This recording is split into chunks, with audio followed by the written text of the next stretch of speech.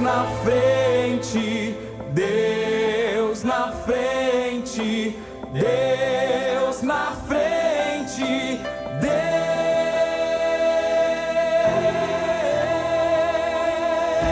Deus nesta nação falida com conceitos.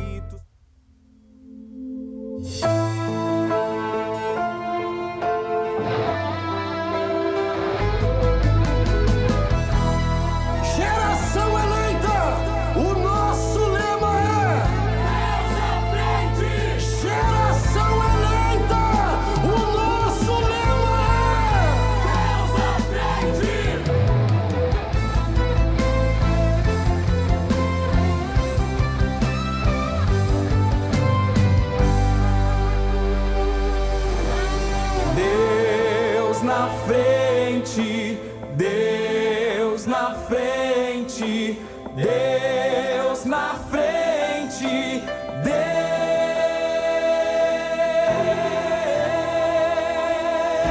Deus nesta nação falida com conceitos.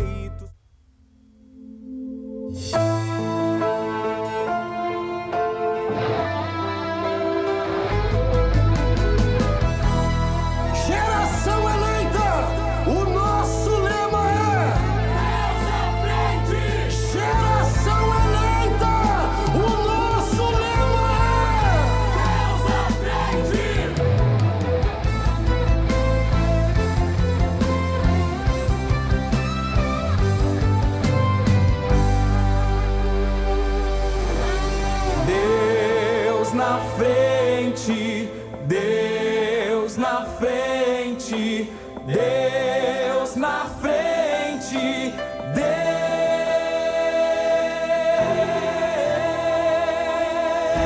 Deus nesta nação falida com conceitos.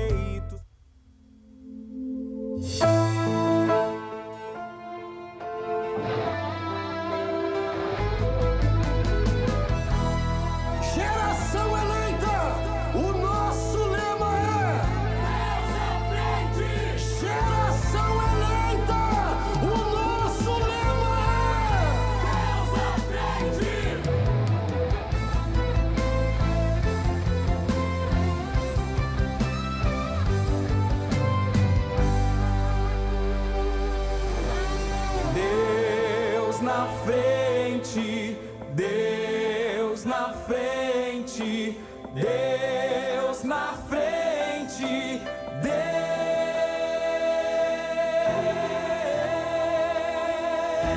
Deus nesta nação falida com conceitos.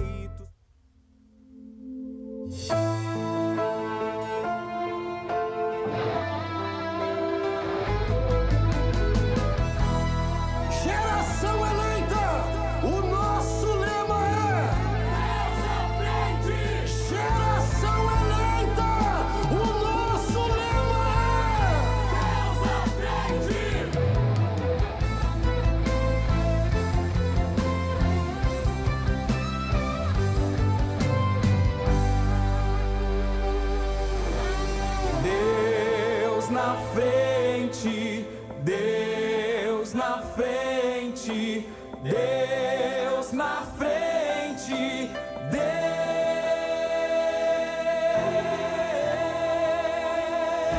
Deus nesta nação falida com conceitos.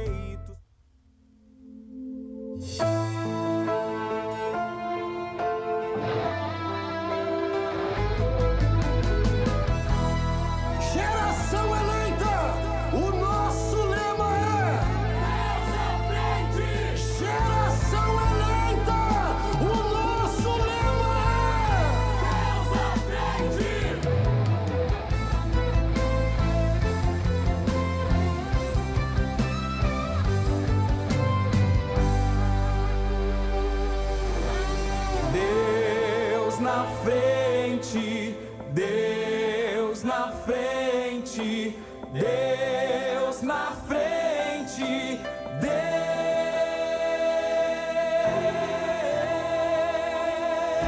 Deus nesta nação falida com conceitos.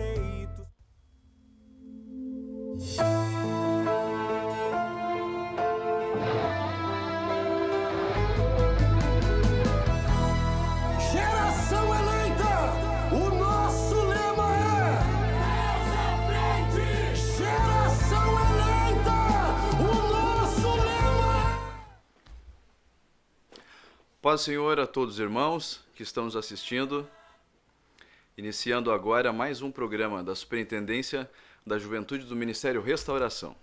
Hoje, a cargo da Juventude Sede Internacional, eu, Gidelson Oliveira, estarei aqui juntamente com os irmãos em uma conversa com o nosso missionário na República Italiana, missionário Rodrigo Sica. Ele está em um momento de confraternização. Isabela, sua filha, acabou de se batizar aqui na Sede Internacional e já deve estar subindo para o estúdio. Enquanto isso, já antecipo o convite para que todos compartilhem o link desse programa e enviem para os contatos, para que possamos, no decorrer deste bate-papo, conhecer um pouco mais sobre o missionário, sobre o trabalho da missão na República Italiana e o projeto e o propósito do Ministério Restauração naquele país. Então, esse é o pedido inicial, que os irmãos, os ouvintes, compartilhem o link e vamos divulgar para o máximo de amigos possíveis e muito em breve, após o intervalo, uns 5 minutinhos, nosso missionário irmão Rodrigo Sica já está chegando por aqui. Até mais, conto com vocês.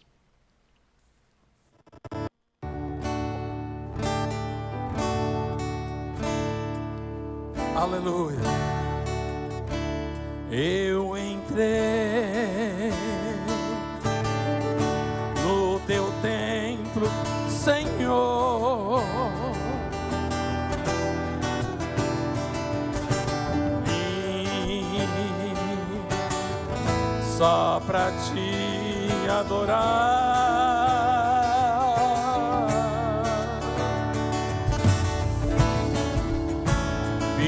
Trazer minha adoração, Jesus, quero aos teus pés ficar,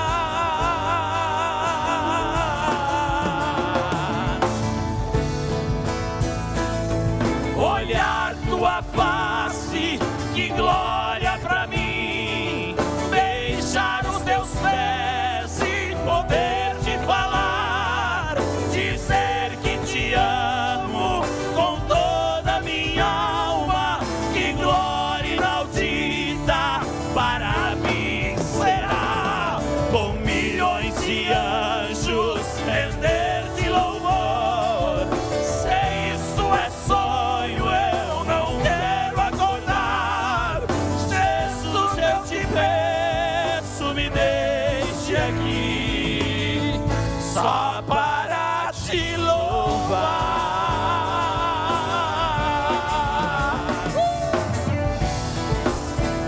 Oh, glória! Meu Deus!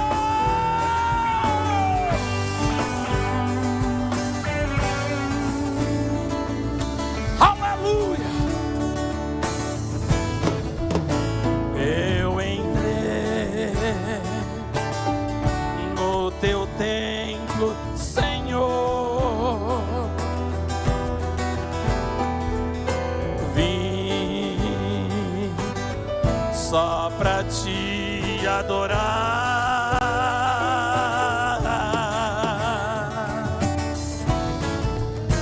vim trazer minha adoração, Jesus,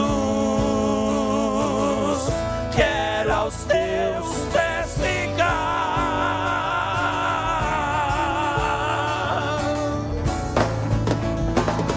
olhar tua face, que glória pra mim, beijar os teus pés e poder te falar, dizer que te amo com toda a minha alma, que glória inaudita para mim será, com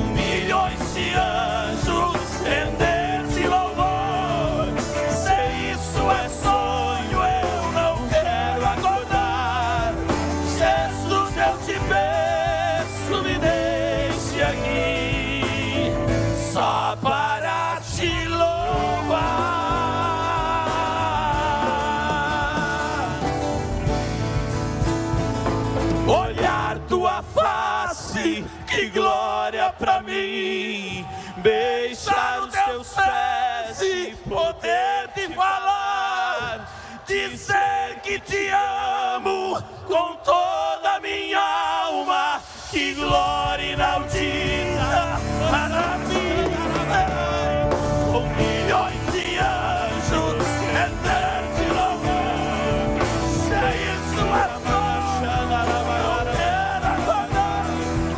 Jesus, eu te peço, me deixe aqui, só para te louvar.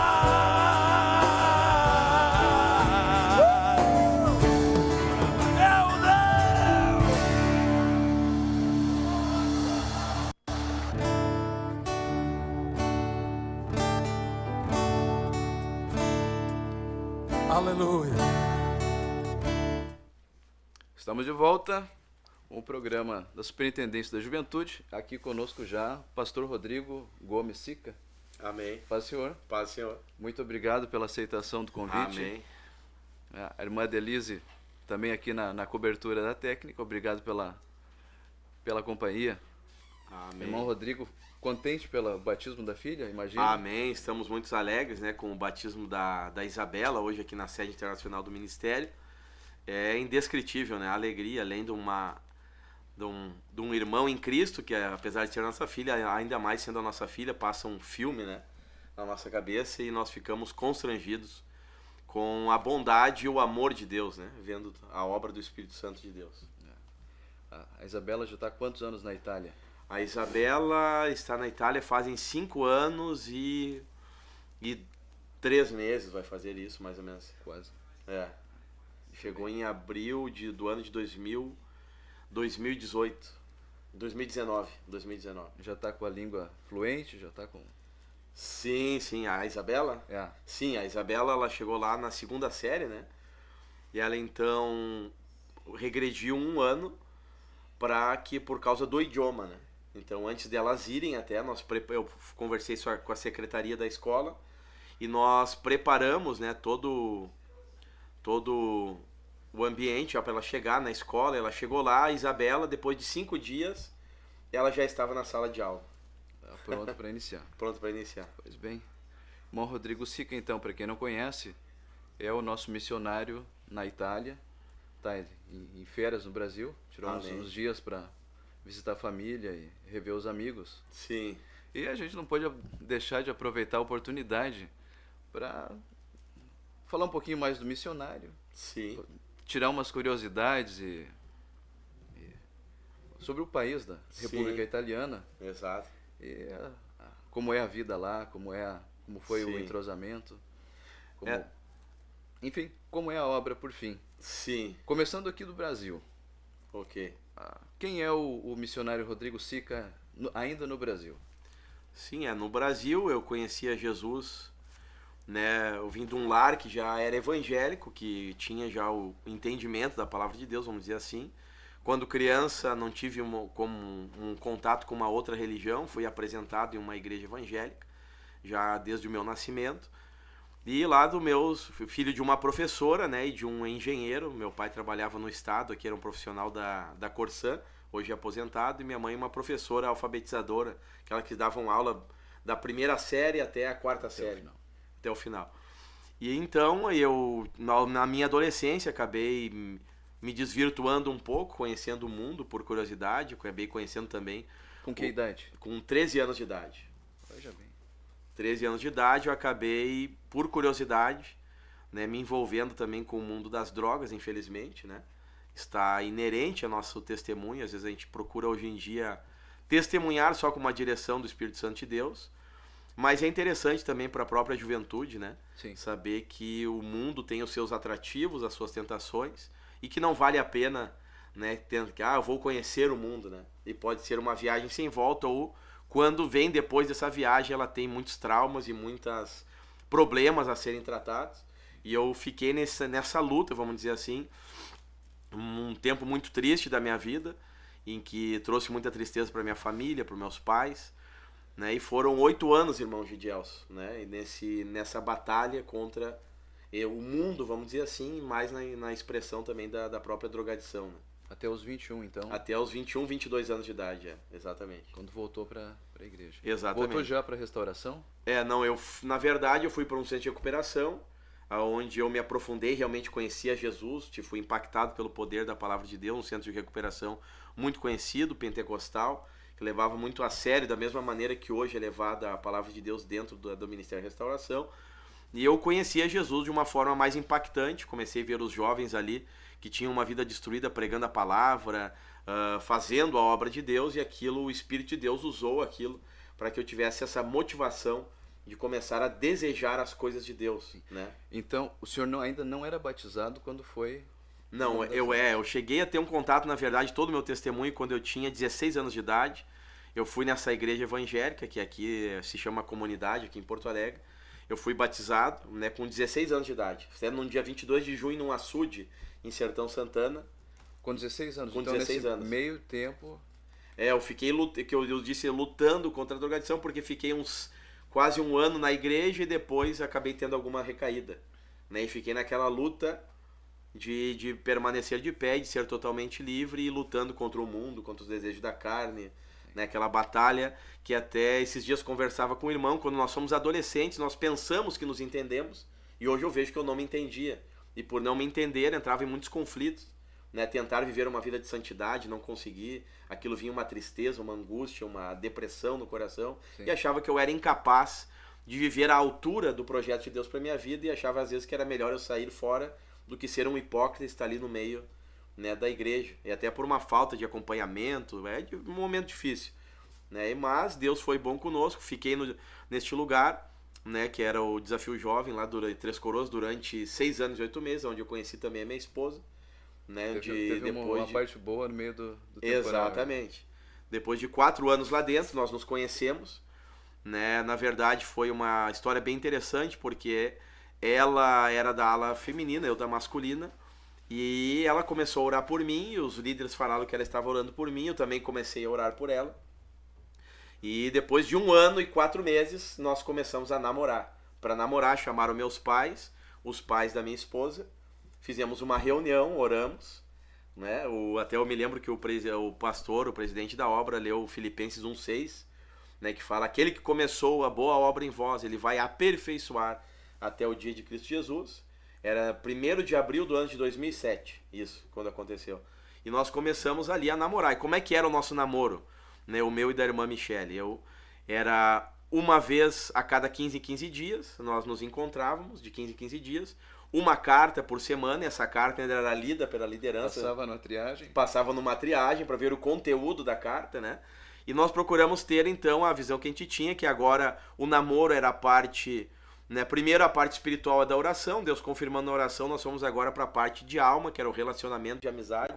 O conhecimento, né? De propósito de vida, quem era aquela pessoa, e se aquilo estava de acordo, e antes da gente orava junto, abriu esse propósito, e ficamos mais 1 ano, vamos dizer assim, 4 meses. Quantas cartas foram, irmão Rodrigo? Não tenho contada, mas cada 15 dias? Eu sei que eu tive uma unção de poeta. Né? Eu me tornei um grande escritor de cartas, né? Eu já gosto de escrever, então eu me inspirava e procurava basear na palavra de Deus, tudo que eu tenho lá escrito, né? A gente tem uma pasta só de cartas, ela era mais objetiva, eu era aquele mais poeta, pegava as coisas, escrevia, né? E aí e aproveitava essa liberdade de escrever a carta, onde nós nos comunicávamos uma vez. Então, uma vez a cada 15 dias era suficiente para... Foi suficiente no seu caso? Foi suficiente no caso. Eu vi assim que era um zelo que tinha até do lugar que nós estávamos, né? E o zelo da nossa liderança era que nós fosse algo verdadeiramente de Deus e não da carne, né? Porque as pessoas se casam muitas das vezes porque se olham, eu achei aquele rapaz bonito, achei aquela moça bonita, e querem casar por uma atração física ou por uma paixão, que não é uma direção de Deus muitas das vezes. Sim. E aquilo depois, um casamento, depois da nossa decisão por Cristo, é a decisão mais importante que nós podemos ter na nossa vida, é o casamento. E se é tomado essa decisão fora da direção de Deus, é um grande estrago, como nós vemos muitas pessoas, infelizmente, acaba acontecendo, né? E Deus foi nos dirigindo assim, e eu fiquei nesse lugar lá 6 anos e 8 meses, saímos, e aqui, né, já tinha esse lugar, naquela época tinha um vínculo direto com o próprio Restauração, é como se nós, já dentro do Desafio Jovem, estávamos congregando na restauração, né? Sim. E nós já chegamos aqui, fui conversar com o pastor Humberto, né, nos acolheu, toda a igreja nos acolheu. Naquela época, o pastor Humberto me disse aqui 3 coisas que para tu te envolver, me deu um conselho para que eu trabalhasse nesse trabalho que eu já trabalhava, né, que era ajudando dependentes químicos, é hoje o Ombro Amigo Restaurando Vidas, né, que seria, e tinha outra nomenclatura na época, e nós encaminhávamos as pessoas para o centro de recuperação, ficamos nesse trabalho, e o pastor Humberto me disse que tu participe dos cultos de doutrina e não falte, e que esteja em toda a congregação, não falte os cultos de doutrina e a escola bíblica, e esteja em todas as consagrações do sábado. Né? E eu segui a risca, né? O que o pastor me disse, e ali o Espírito de Deus foi trabalhando na minha vida. Depois de 6 meses o pastor Humberto nos chamou para trabalhar na Brace, né? Eu ajudava na época o pastor Itamar, José Itamar, falecido pastor José Itamar, nas consagrações de sábado. Na época tinha já o diácono irmão Gerson, né? E ficamos ali auxiliando o pastor, e Deus foi nos dando estratégia. Que ano foi isso? Foi no ano de 2010. Ano de 2010. Eu cheguei exatamente aqui na restauração no último dia de 2009, e já no primeiro dia aqui de 2010 já estávamos aqui, até tivemos a oportunidade de pregar na igreja no 1º de janeiro do ano de 2010. Eu tenho escrito até nessa Bíblia que eu estou aqui. Né? E tivemos essa oportunidade, viemos com a nossa família e ficamos servindo a Deus, né? Na Abrace. Depois de 6 meses, fiz estágio. Eu já fazia faculdade de serviço social na Unicinos, né? Eu me formei na Unicinos no ano de 2014, e aí quando eu vim para o Restauração eu estava ainda estudando, e eu conciliei a faculdade com a obra. Né? E o trabalho? Trabalhava fora ou não? Eu trabalhava nesse tempo, estava fazendo estágio de serviço social, e já em junho de 2010 vim trabalhar na Abrace. Né? Quando cheguei aqui tive algumas experiências, né? Deus nos deu um carro zero, eu me lembro na época. Eu trabalhava como voluntário já há anos no Desafio Jovem, não tinha salário, nosso objetivo era servir a Deus. E quando cheguei aqui, Deus nos deu um carro. Minha sogra a falecida sogra tinha, né, ela tinha um dinheiro já que não conseguia pegar, e quando nós estivemos aqui, nos ajudou um pouco, tivemos essa oportunidade de comprar esse carro, e foi uma alegria muito grande toda a questão espiritual, estar na igreja, ao mesmo tempo uma readaptação. E foi assim. Aí depois nós fomos, no ano de 2011, que fomos para Osório cuidar de uma igreja, né, do Ministério Restauração, ser encarregado de área. Depois de um tempo, em 2013, fomos encarregados da área de Osório. E foi indo nossa trajetória, né, tendo experiências com Deus, trabalhando nesses projetos. E Deus, quando fiz aquilo que o pastor Humberto tinha me aconselhado e não falhei naquilo, e por uma revelação de Deus, o pastor Humberto mesmo me falou: esse é o caminho que eu trilhei, e Deus me abençoou, e ele me aconselhou a trilhar o mesmo caminho que ele havia trilhado. Eu segui esses passos, e todas as vezes que segui esses conselhos bíblicos que o pastor Humberto nos deu, sempre meu ministério, minha vida espiritual, minha família sempre foi abençoada. O caminho que ele disse para seguir foi os cultos de doutrina, consagração e a escola bíblica. E que eu me envolvesse também nesse trabalho que eu já fazia. Esse é o conselho que o senhor deixa para os jovens? É o conselho que eu deixo para os jovens, né? A Bíblia diz que a sabedoria na multidão dos conselheiros, né? Até nós podemos dizer que não é inventar a roda, é seguir aquilo que os nossos pais na fé já seguiram, que não é da mente deles, eles aprenderam também com outros pais na fé que se fundamentaram na Bíblia, são preceitos bíblicos, né? Então, se seguir, estar na consagração, né, como uma prioridade, estar sempre nas escolas bíblicas, cultos de doutrina, estar disposto ali na sua vida com Deus, o Espírito de Deus ele vai ter a liberdade de lhe conduzir para o projeto ideal que Deus tem para a sua vida.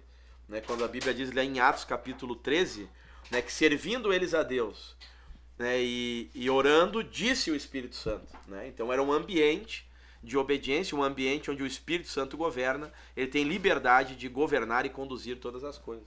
Então, seguindo esses passos, as coisas foram acontecendo. E Itália, quando é que surge o assunto Itália? Exatamente. Na verdade, Itália, né, é um assunto bem na minha vida já desde criança, no sentido da cidadania. Quando eu tinha 10 anos de idade, o meu pai ele se une a um primo que é médico, e eles então, na época, pagaram uma assessoria em 1990 para a cidadania italiana, e ali então a gente tem o direito da cidadania, e Iuris Sanguinis, que fala... Sica é italiano. Sica é italiano. Meu bisavô, ele veio da cidade de Caposelli, na província de Avellino, na região da Campanha, que se encontra no sul da Itália. E ele era dessa cidade pequena, ele foi para a faculdade de Nápoles estudar medicina, e aos 28, 29 anos, em 1910 ou 9, ele veio para o Brasil. Né? E ali ele já tinha um primo, ele se casa com uma prima de 3º grau naquela época, abre uma farmácia em Pelotas e tem 8 filhos. Um desses 8 filhos, o meu avô, chamado Hernani Sica, o meu bisavô se chamava Eduardo Sica, né? Eduardo Olinda Maria Sica era o nome dele. Né? Ele era um farmacêutico, médico, era, naquela época era como se fosse um pronto-socorro.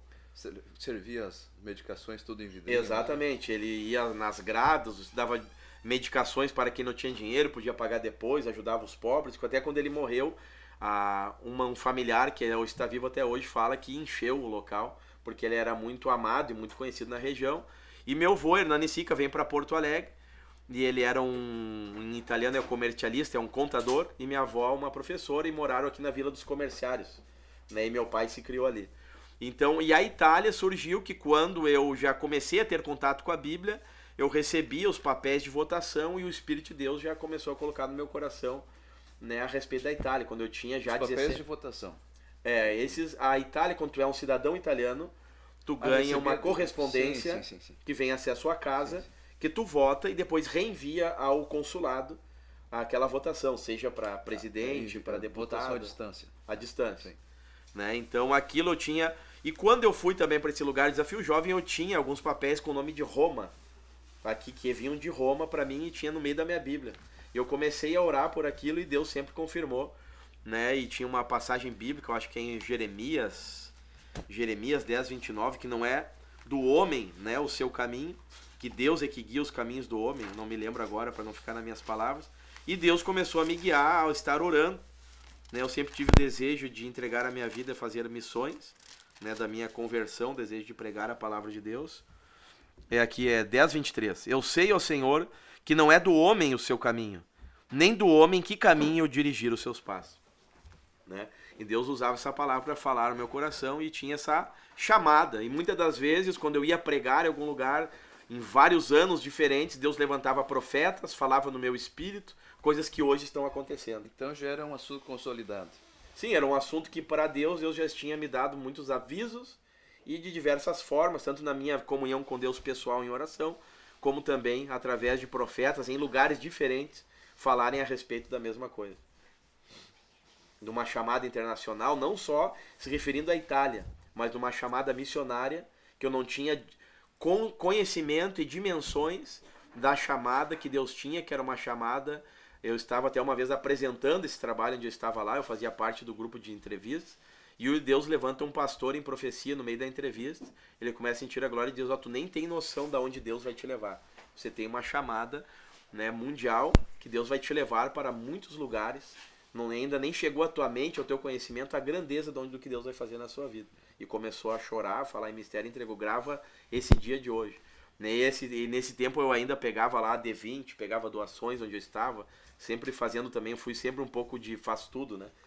E Deus falou comigo assim de diversas formas, e então a gente já tinha, como Maria, quando recebeu aquela revelação que Jesus seria o seu filho, ela guardou no seu coração, né? Eu aprendi que quando Deus fala alguma coisa conosco, não podemos sair falando para todo mundo, mas nós guardamos no coração pedindo que Deus viesse a estar confirmando, né, essa chamada da parte dele.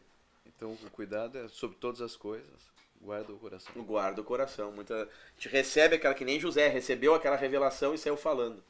Né? E às vezes nem todas as pessoas que ouvem aquela revelação vão entender ou vão estar no espírito e podem ser usadas pelo diabo ou pela carne e te desmotivar, né? E acabar a gente perdendo o foco da vontade de Deus, vamos dizer, do que o Espírito falou para nós, né, na nossa vida. Vocês já estão na Itália há quantos anos? Nós estamos na Itália fazem 5 anos e 4 meses.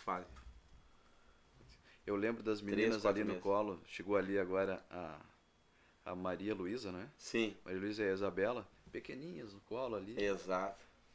A Maria Luísa ainda não era professora, não é? Ela ainda era nenê de colo. É. A Isabela também pequena. É verdade. É interessante que hoje, no mesmo lugar onde a Isabela foi apresentada, o pastor Humberto apresentou ela aqui na sede, ela foi batizada agora aqui na sede também. E nós estávamos ali, glorificando a Deus por essa grande vitória, né? E aí, chegando na Itália?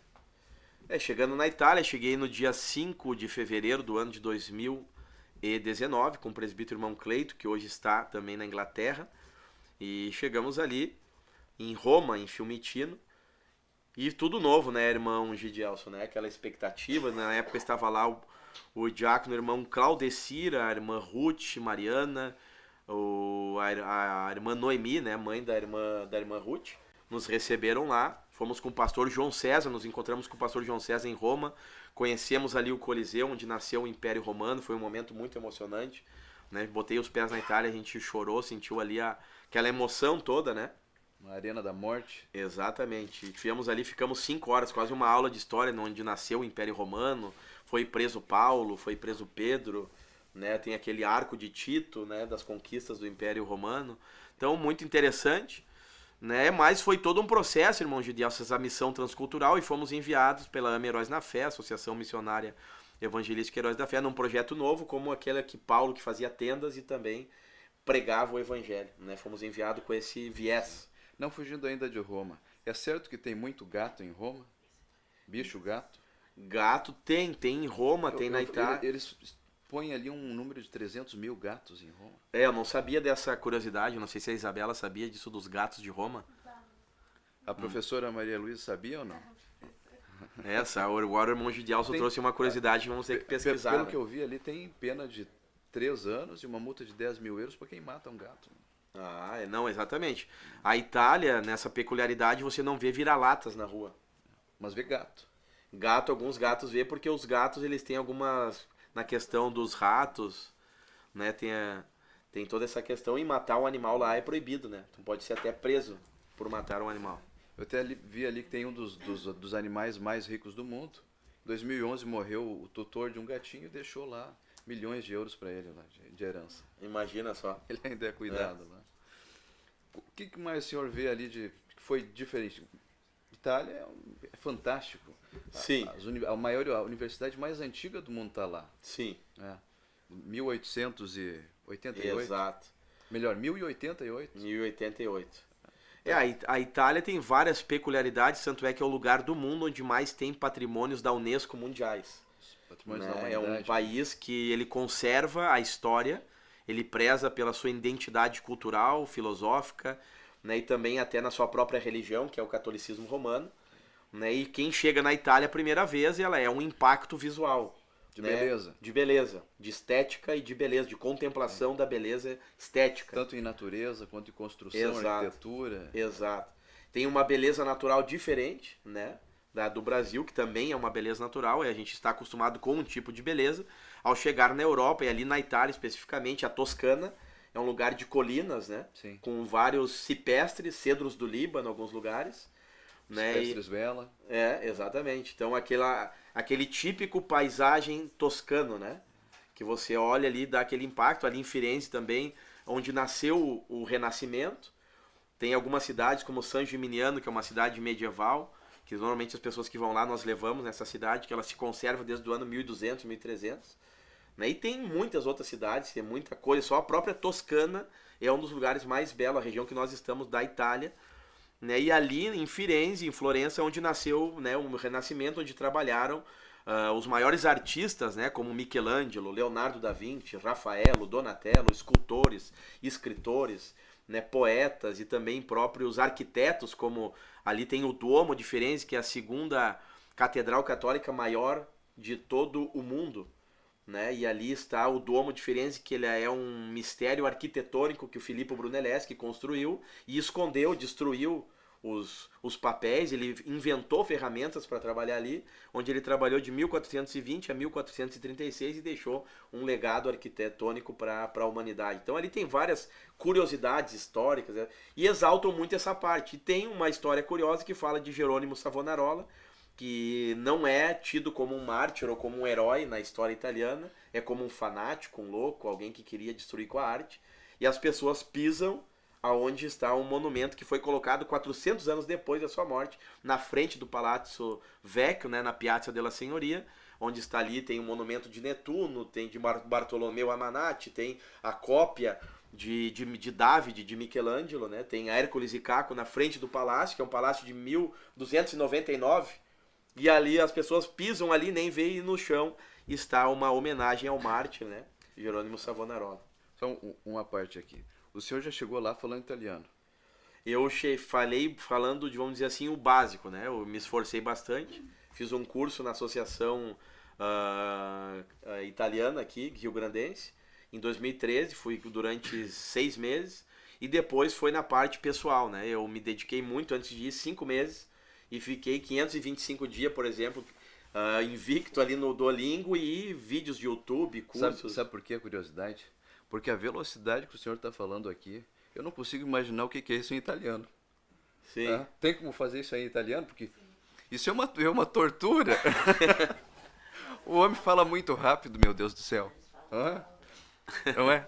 Ele fala assim em italiano. Então é um autêntico italiano. Em italiano, talvez para pregar a gente dê aquela...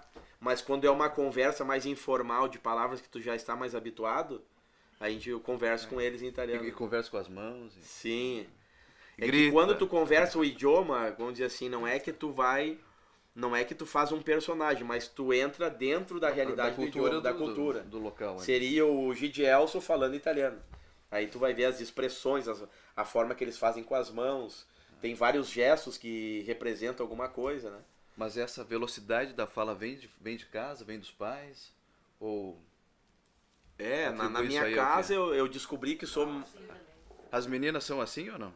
São. Quando estão... Quando estão à vontade? À vontade, sim. Elas pegaram a velocidade deles. Já tá... Falar rápido, eu acho que a gente já falava já antes, né? Agora não vai diminuir a velocidade. Não, que eu comentei. Sim, sim. Não, tava à vontade, né? Até porque o espaço de tempo é curto, né? Não, já a irmã Denise falou que vai até as 2, né? Até as 2. E aí, como é que é a alimentação lá? As massas, Sim. o gelato? A alimentação na Itália é algo bem peculiar porque é tido quase como uma religião. Né? Quebrar as regras da alimentação. Quebrar o espaguete. Quebrar o espaguete é uma heresia. Você vai preso, tu perde um italiano, chega lá e vai, vou fazer um prato de pasta e vai, quebra, aquilo é uma heresia. Deixa eu ver se o senhor sabe disso aí. Vocês sabiam que o garfo foi idealizado pelos italianos para comer o espaguete? Eu não me recordo de Sabia, professora Maria? Sabia? La forchetta? Eles começaram lá por uma necessidade do espaguete. O garfo que a gente come. Pois foi para a Europa e veio para cá. Imagina. Sim. E tem diversos... Aí tem lá a alimentação na Itália não é como no Brasil que se põe tudo num prato. Tem ele primo piatto, ele segundo piatto, ele contorno, ele insalata. É um banquete. Uma sequência. Não é que no dia a dia isso é respeitado, mas quando, por exemplo, tu vai num hospital onde eu almoçava, tu vai lá, paga o almoço, aí tem primo piatto, aí as opções do primo piatto. Segundo piatto, opções do segundo piatto, contorno, insalata e depois maravilha. O dessert, que é a sobremesa, né? Mas tudo em porções, não é porções grandes. Né? Tu não vê muitos italianos obesos, isso também é interessante. Sim, porque o próprio gelato, como ele é um sorvete artesanal, exatamente. Ele tem 70% menos gorduras. E muito menos calorias. Então é muito difícil ver realmente um italiano gordo. O gelato italiano, ele o verdadeiro gelato italiano, eu aprendi lá com até um siciliano que faz. Eles deixam no inox e ele não é alto. Porque aquela altura vem da gordura. Sim. Como ele é natural, ele é baixo. Ele não é alto e ele não é aerado. Exato. Ele tem menos ar. Exato. Por isso que ele tem mais sabor. Exato. E é o sabor, eles fazem o laboratório, que eles chamam, né? O laboratório. Laboratório é qui, próprio, indietro, eles falam. Então ali eles fazem com os sabores da fruta. Tu come, tu sente o sabor, tem pedaços de morango, a frágula. Tu sente o melão, é como se tu estivesse comendo um melão doce, aquele melão arancione, como é que é? Laranja, né? Que é um melão doce, né? O limão siciliano também. O limão siciliano, exatamente.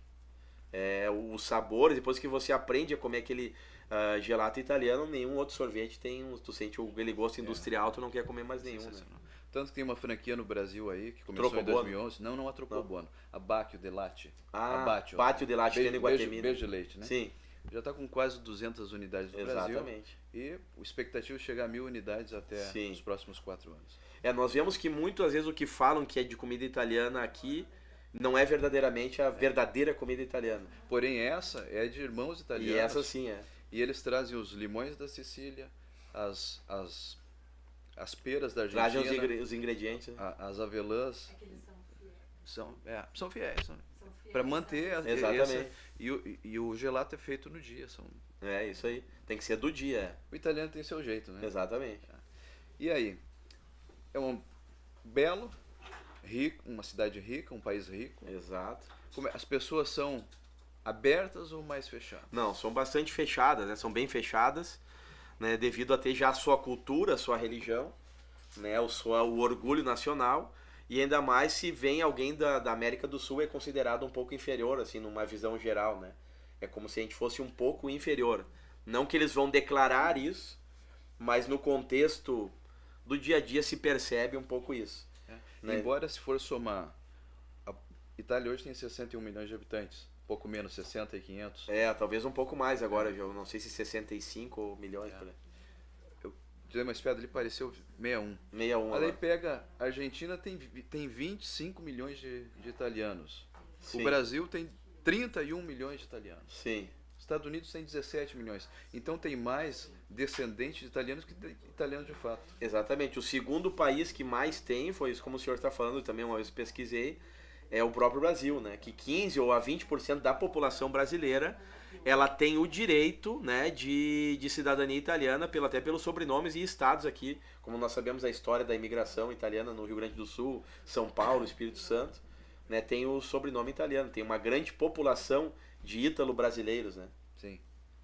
Então, o senhor acha que eles são, melhor, na sua experiência de Itália, Sim. para a abertura para o evangelho um pouco mais difícil. protestante, é mais fechado. Entra mais através da amizade dos filhos ou do conhecimento pessoal e com muita sabedoria entra um testemunho, a pessoa se abre, daqui a pouco ela sente alguma coisa diferente. Sim. Aí entra também a questão, o fator sobrenatural. Afinal de contas, lá tem essa coisa da família muito estruturada.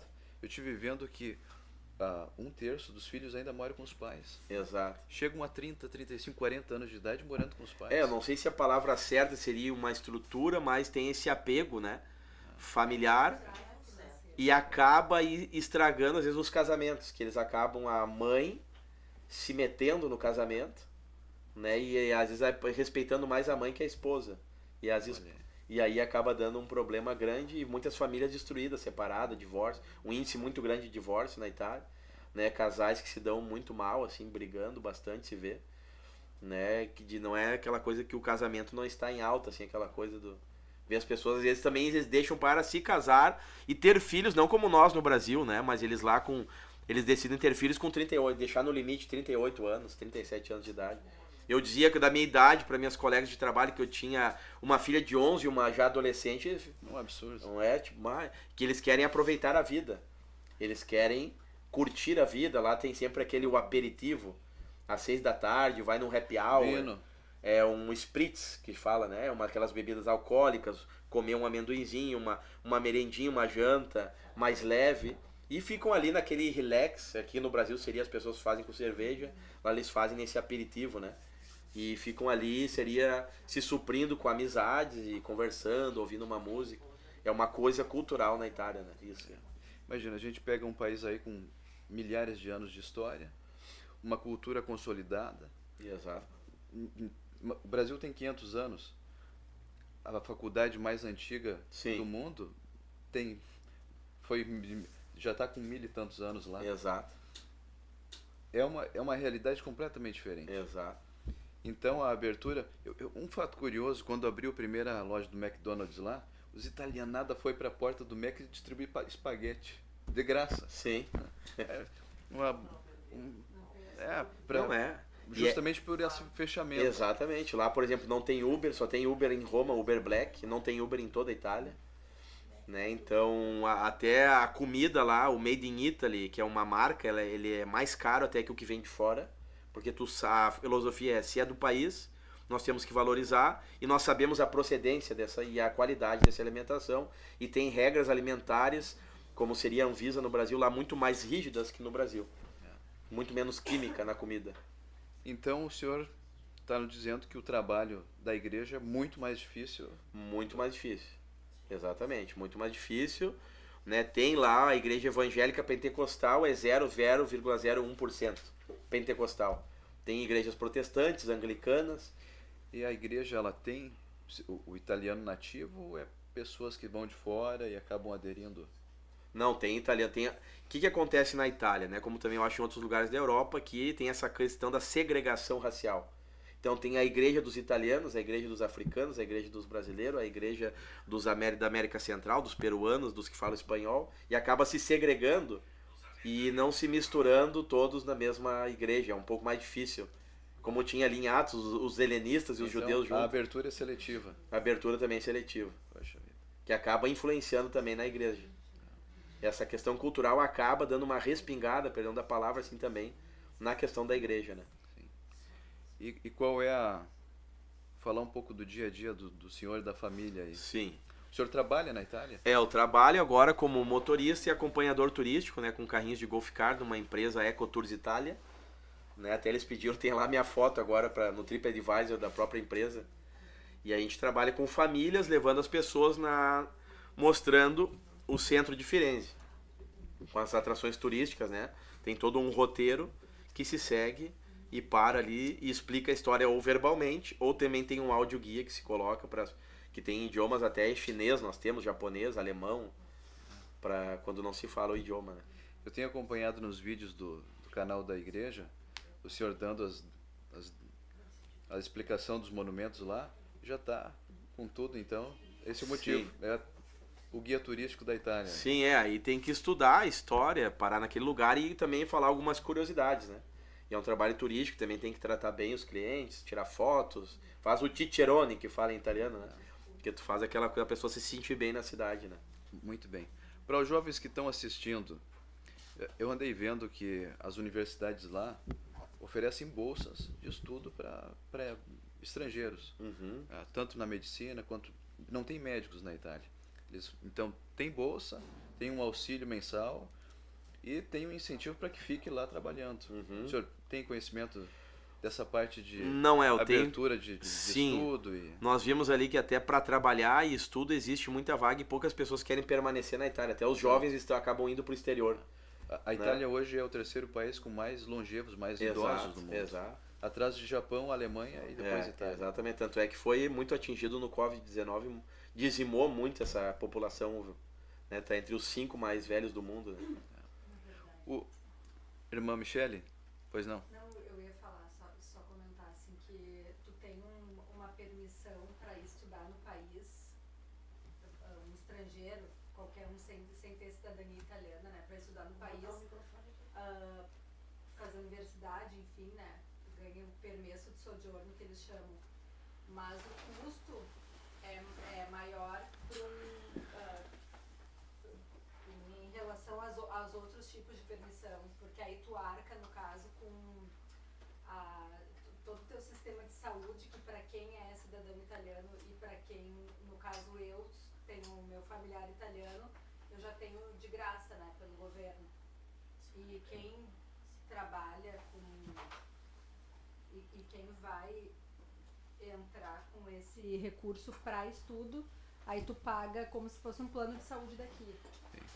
Mas é uma boa possibilidade É uma para... possibilidade. Não, e se pode se aprofundar, né, irmão Gideon, as possibilidades existem, né, claro que tem que ser alguém que tenha chamado, esteja disposto, e entramos num dos fatores, o que precisa para a igreja crescer na Itália, seria um núcleo forte de irmãos Com a mesma revelação. com a mesma revelação, com uma maturidade de estar juntos espiritualmente, para encarar o desafio junto e dar aquela base para aqueles que vão chegando ter esse suporte também, que algumas vezes eu não preciso nem pregar, por exemplo, algumas coisas eles olham para minha família, questão de vestes, coisas assim, tem um senhor lá que está conosco, o Fratello Vincenzo, e a Sorella Rossana, até antes de nós ir, ela veio até de saia, né? Nós fizemos as últimas fotos. Mas é toda uma questão, irmão, isso que eles já conhecem a Bíblia, mas tem toda a questão também da revelação, da palavra, né? Tem outra cultura, outra mentalidade, Sim. né? A questão da manifestação de Deus, a maneira de expressar a adoração a Deus, eles têm outra... Então é muita sabedoria e pedir, tem que clamar pela ação do Espírito Santo de Deus, essa é na verdade. Mas ter esse núcleo de pessoas que ali se consegue trabalho, se consegue, mas tem que estar disposto a viver essa experiência, Sim. né? Não pode comparar a vida daqui, que a gente tem aqui, com lá. Né? Eu cheguei lá, por exemplo, eu trabalhei 3 anos para um hospital, como a gente falou hoje já em off ali, né? E eu limpei, foi com uma detoliporicia, um faxineiro, né? Tem um curso de serviço social, mas trabalhava como faxineiro no hospital, era um faz-tudo. Sim. Ele chamava o Jolly, que é o Coringa, daquele Jolly das cartas, né? Eu fiz curso para limpeza, desde a limpeza mais extrema, que era para separar para as crianças que tinham problema de medula óssea, né? E nós preparávamos ali, fiz um curso especializado, como também recolhia todo o lixo do hospital e todas as divisas, os uniformes, né? De todo o hospital, e caminhava às vezes 20 km por dia, 28 km, fazia 12 turnos de 12 horas. O meu recorde de hora de trabalho no mesmo hospital foi 240 horas. Às vezes 220, 210, 190. E 10 horas por dia, em média. 12 horas, 10 horas por dia em média. E era Trabalhado. trabalhado. Tá. Trabalhado. Irmã Denise, alguma pergunta no chat? Não pergunta, mas tem bastante gente acompanhando. Saudações. Tá? Tem Então, saudações aqui, tá? aos irmãos que estão acompanhando. Gente também está. Muito bem. Aos irmãos que estão acompanhando, por favor, enviem perguntas, curiosidades. Está aqui a professora Maria Luísa, a Isabela, recém-batizada, a irmã Michele também. E o irmão Rodrigo aqui à mesa, pronto para responder as perguntas dos irmãos. Por favor, fiquem à vontade. Vamos para um rápido intervalo, irmã Denise, para tomar uma aguinha. E o irmão Sica respirar. Eu acredito que ele está cansado já de tanto que falou. Vamos para um rápido intervalo, tomar uma água. E já voltamos então para as perguntas do chat. Glória a Jesus.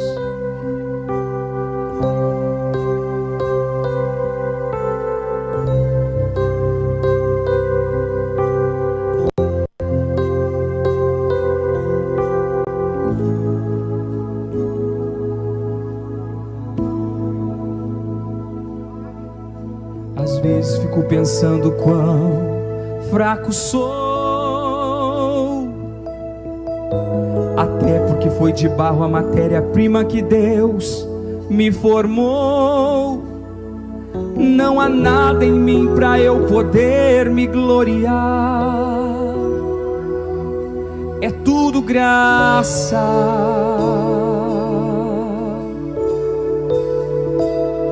É pela graça.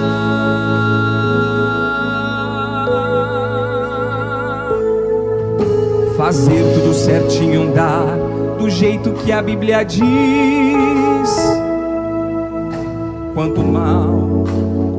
Quanto menos espero, este mal eu já fiz. Aí neste momento eu corro pros braços de Jesus e eu vou chorar, porque é tudo graça.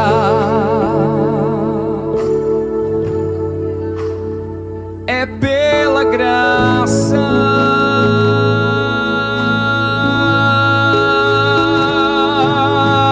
Graça que me constrange, me trazendo salvação. Graça que sabe que eu sou pecador e todo dia me oferece o perdão. Graça que me deixa sem graça, e no meio dessa desgraça dos pecados meus,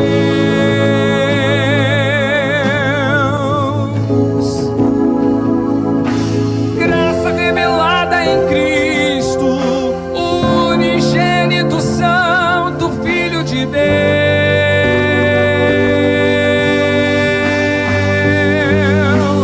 É graça.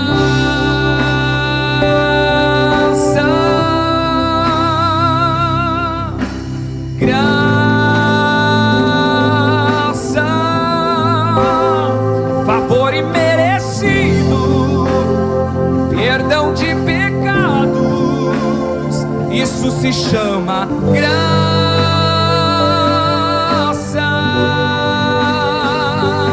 É graça.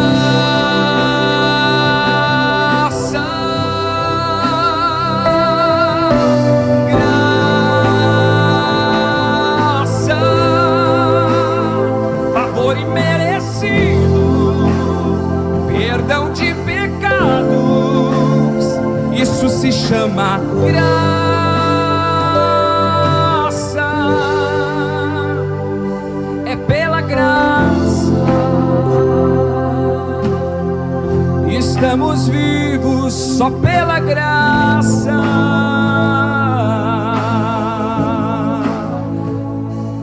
Graça que me constrange, me trazendo salvação.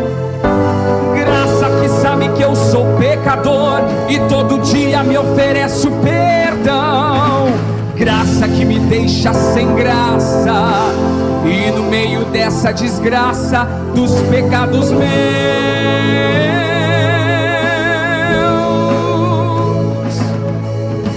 graça revelada em Cristo, o unigênito Santo Filho de Deus.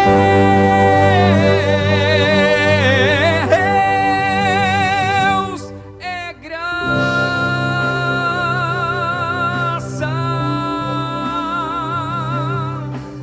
graça, favor imerecido, perdão de pecados, isso se chama graça.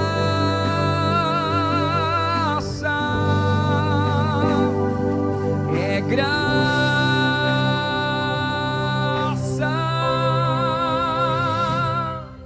Se coloque de pé nesta noite, irmão. Se coloque de pé. Vamos adorar a Deus de pé por um momento. Aleluia, aleluia. Perdão de pecados. Oh, glória a Deus. Tora Machanda. É graça.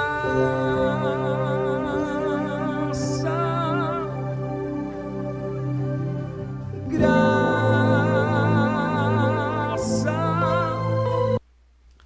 Muito bem, estamos de volta. Missionário pastor Rodrigo Sica, missionário na Itália, está aqui com toda a família. E já falamos desde a construção do jovem, a idealização do homem, a construção do missionário, a família missionária. E na Itália, lá com todas as dificuldades e sofrimentos, permanece e avança. Amém. Estivemos falando agora nesse breve intervalo a respeito das possibilidades para que jovens possam ir à Itália e ajudar na obra e também estudar e trabalhar lá. O irmão Rodrigo e a irmã Michele aqui se comprometeram a estudar o assunto e trazer em um próximo Amém. programa as possibilidades aí com uma visão de quem está lá. Amém. Então, em uma próxima oportunidade vai ser melhor esclarecido. Amém. Irmão Rodrigo, nesse encerramento aí, gostaria de lhe pedir então que quantos anos o senhor tem? Eu tenho 43 anos de idade. É um pastor jovem. 19 de março de 1981, meu nascimento. E tudo se resumiu dos 21 anos até aqui. Exato, os Então, 22 anos. Né? Da idade média da juventude para frente. Exato. Um pouco acima da média. Qual é o conselho que o senhor tem para os jovens que têm essa idealização de trabalho missionário, essa vontade de conhecer um país diferente, de fazer alguma coisa real fora daqui? Qual que é a sua dica de quem já fez o caminho? Exato. Como está lá em Eclesiastes, capítulo 12, no verso de número 1, né, a palavra de Deus nos diz: lembra-te do teu Criador nos dias da tua mocidade, antes que venham os maus dias, no quais venhas dizer, não tenho neles contentamento. Em que sentido? No sentido de lembrar de Deus, de se preparar para a chamada, né? De priorizar Deus na sua vida, de ter uma experiência profunda com o Espírito Santo, e ir para uma obra missionária sem o devido preparo é quase como um suicídio, né? Então existe um preparo, um tempo, a convicção da chamada e entender qual o projeto de Deus para a minha vida. Sabendo qual é o projeto de Deus para a minha vida, se é para missões ou de determinado país, eu vou me focar então. Se a minha chamada é ser um missionário, ser um pastor, eu vou me focar em orar, jejuar, ler a Bíblia, frutificar aonde eu estou colocado neste momento, né? Porque a minha chamada não se manifesta depois, se manifesta no hoje, que já está mostrando para o amanhã. Então já também a minha liderança vai ver os frutos dessa chamada, passar por esse preparo espiritual, né? E então esperar que Deus venha estar enviando e procurando dar o melhor de si aonde Deus tem te colocado hoje, né? Que é servir da melhor maneira possível, de todo o coração, onde Deus tem lhe colocado. Nós vemos na Bíblia Sagrada onde Deus colocava José, seja ele no palácio, seja ele até na prisão, Deus estava levantando José e testificava, porque o Espírito de Deus estava na vida de José. Assim, quando o Espírito de Deus está na vida de um jovem e ele começa a buscar este entendimento do projeto de Deus, se prepare, estude idiomas, estude inglês, estude espanhol, né? A partir desses 2 idiomas é muito importante ter já como base todo jovem. E se tem já um país mais específico, quando eu soube que tinha a Itália, eu fiquei durante anos estudando já, vamos dizer assim, já quase 5, 6 anos antes estudando italiano, né? Então uma preparação prévia. Exatamente. E nós aprendemos, aqui me vem na minha memória, né, que quando nós nos preparamos na escola de missões, o próprio pastor Humberto nos ensina, né, que tanto quando sua vida espiritual é importante o idioma. Como é que você vai comunicar sem falar o idioma? Né? Tu pode estar cheio da glória de Deus, mas se tu não falar o idioma, a pessoa não vai entender nada. Né? Então, e aprender o idioma não está aquém da vida espiritual, ele anda junto com a vida espiritual. Né? Às vezes quem olha de fora parece que é um louco, quer aparecer, quer falar outro idioma, vem vários pensamentos assim, mas na verdade tem que se mergulhar em aprender outros idiomas. Né? Para quê? Para quê? Para a comunicação da palavra de Deus. Para alcançar outras nações é imprescindível. Como é que eu vou ganhar a alma de um italiano sem entender ele, sem falar a língua dele, né? Entender a cultura dele e assim por diante. E assim também, isso é muito importante, eu daria esse conselho, né? De estar servindo a Deus, onde Deus lhe colocou, frutificando e buscando essa direção de Deus. E sabendo isso, se prepare, né? Com todas as suas forças para esse chamado. Não é uma coisa intempestiva, então. É construída. É construída. Fazendo um paralelo que o senhor falou lá do começo, como foi o começo do relacionamento seu com a irmã Michele aqui, Exato. Foi uma coisa que foi evoluindo e não foi, como o senhor disse, não foi por estética nem por paixão. O desejo pela obra e pela verdade do que é esse chamado de um missionário, Exato. ele seria semelhante? Seria semelhante. O chamado ele é uma vocação celestial, né? Não vem como a medicina ou uma ciência humana que você se dedica, faz uma pesquisa e você tem informações. A chamada ela vem de Deus, né? E tendo essa chamada de Deus, eu tenho que buscar esse preparo e o trabalho de Deus. Nós vemos que até o apóstolo Paulo, Deus levou ele 3 anos para o deserto da Arábia e depois levou a ele a estar desenvolvendo seu ministério. Então tudo tem um tempo na vida do homem, tem o tempo das sombras, né? O tempo do preparo, o tempo que ninguém está te olhando, o tempo que está lá no meio das ovelhas de Davi, mas Deus está na tua vida e está te preparando para aquele projeto, né? Mais, vamos dizer, mais lá adiante, né? Porque tem que estar preparado, né? Como a mensagem do pastor Ibero hoje, Deus está sempre te vendo. Né? Exatamente. E enquanto eu não conseguir me ver com os olhos de Deus, da maneira como Ele me vê, enquanto eu não conhecer a mim mesmo, a coisa fica complicada. Eu não consigo entender e reconhecer o amor dele em mim. Exatamente. Temos que ter essa visão de Deus, porque o campo missionário depende para onde você vai, são vários desafios. Lá na Itália e na Europa, alguns se perdem por se vislumbrar com esse belo e com esse viver na Europa. E acaba os mesmos demônios e o que atua no cosmos de lá, acaba impregnando também o coração de alguns brasileiros ou pessoas que vêm de fora, aquele sistema do mundo de lá, que é adorar o Deus dinheiro, né? Adorar a Baal, é estar envolvido com aquela sociedade, né? Aquela soberba da vida, né? Que é o que tenta muitas das vezes na Europa, né? E como um missionário que vai para a África, para outro lugar, muitas vezes tem que estar disposto a passar por outros tipos de situações que em Deus nós temos que estar preparado para vencer isso, com o coração sempre em Deus, né? É um trabalho diário. Exatamente. Muito bem. Vamos, o pessoal, alguma pergunta ali, irmã Denise? Só para Isabela. Só para Isabela. Para Isabela foi... E ela está respondendo. Já respondeu lá. Foi um parabéns do irmão Jorge Wolff, não? Também. Muito bem. Eu imagino que os irmãos estão curiosos para saber quem é que está falando aí atrás das câmeras. Está aqui a irmã Michele, a Maria Luísa. Podem dar uma chegadinha aqui para o pessoal conhecer e rever vocês. Está aqui a Isabela. Olha aí a nova, a mais nova batizada da família, a professora Maria Luísa e a irmã Michele. Então, e o irmão Gidielson. E o irmão Gidielson. E a irmã Denise ali ajudando a todos. A irmã Lísia. Essa é a família missionária, família Sica. É uma alegria Amém. ter vocês aqui conosco. Foi uma bela reflexão para os jovens, desde o seu testemunho de casamento, né? Hoje, os jovens se preocupam com a velocidade, e como o senhor disse, com a estética e a paixão. E o exemplo de vocês é uma coisa muito, muito bonita. Embora vocês tinham um impedimento geográfico, mas também se sujeitaram àquilo e resistiram àquilo. Exato. E se mostrou sólido a ponto de resistir ao tempo. Então, Glória a Deus. com certeza é um belo exemplo, tanto para as filhas, quanto para todos os jovens que estão assistindo aí. E muito obrigado Glória a Deus. pela aceitação do convite. Amém. E no próximo programa, então, a irmã Michele vai estar junto ali, ela sabe um pouquinho mais, já está conectada às questões burocráticas da ida para a Itália, né? E as meninas também podem estar junto aí.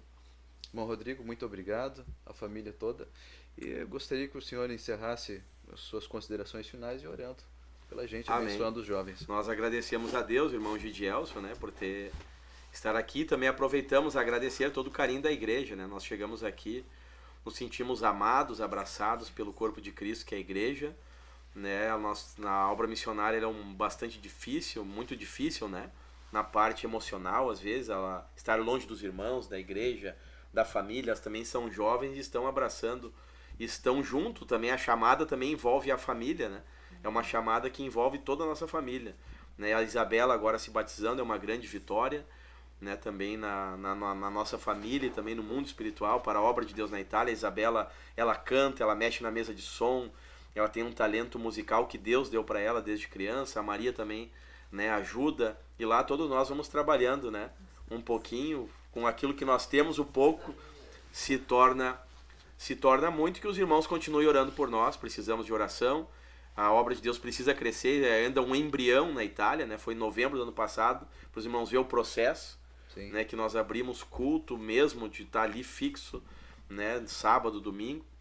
Estamos no começo e precisamos, né, da intercessão da igreja para que essa obra possa avançar. E se você tem um chamado missionário, sente essa chamada pela Itália, tem o direito à cidadania italiana, eu já vejo como um sinal, né, de você orar, no mínimo orar por isso.